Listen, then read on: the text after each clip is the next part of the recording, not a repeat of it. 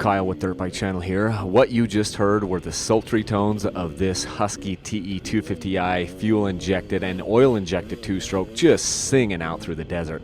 And this motor does sing. It screams. I can tell you what, I freaking love this motor.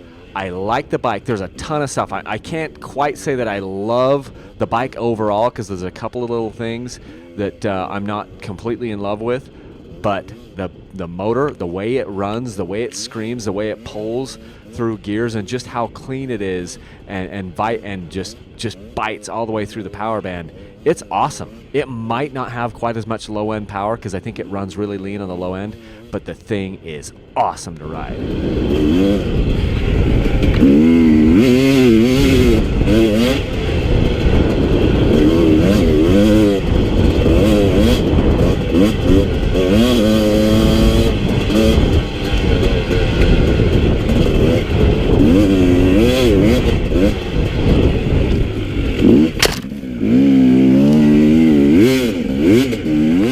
I think about the best compliment that I can give this motor and the entire bike, the whole suspension and everything package, is that when I'm riding it, I'm not thinking about the bike. I'm just thinking about the terrain. And when the bike is good enough and the motor's good enough and the suspension's good enough that you're just thinking about what can I do on this thing, and you're not worried about the front wheel, you're not worried about the motor or some of these other things, you just kind of become one with it a little bit. And I feel that way on this bike. It feels light, it feels nimble. The only thing that kind of bugs me is just the gearing. It's not exactly how I want. People will say, oh, just gear it up or gear it down. I'm not talking about that. I'm talking about the ratios between the gears. I'm talking about, I won't go into it, but the point is, I could be happy on this bike. This bike is good enough that this could be my primary bike, and I'd be totally tickled with it. I could work around my little gearing issues because the rest of the bike is just really good.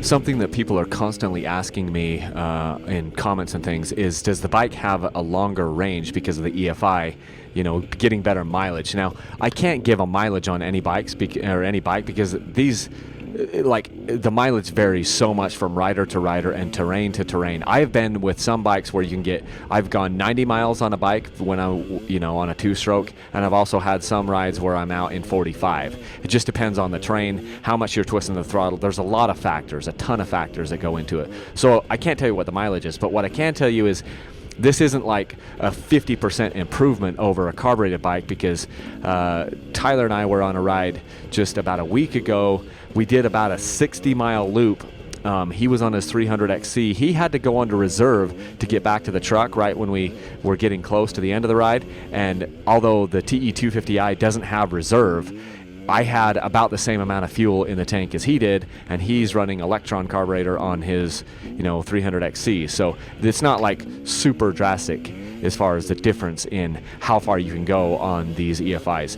They might be a little bit better, but I don't yet know that, and it's so difficult to actually prove that out, because even from one day to the next, you might, if you go on the same course, you'd have to ride really conservative both days, and just keep in mind, I'm not going to try to twist the throttle too much. And then maybe you might be able to get some sort of an idea of whether or not, the EFI is giving you better fuel economy. But I've done the same loops, on different days, and I will use significantly more fuel on one day than I do the other, just because of my mood and how much I'm twisting the throttle.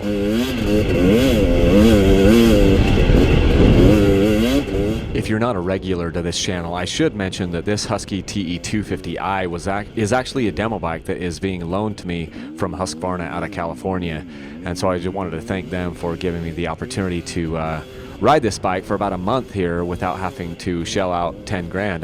I purchased the KTM version of this bike, but had to had to buy the KTM version. But this one is a loaner bike from Husqvarna, so that's pretty cool of them.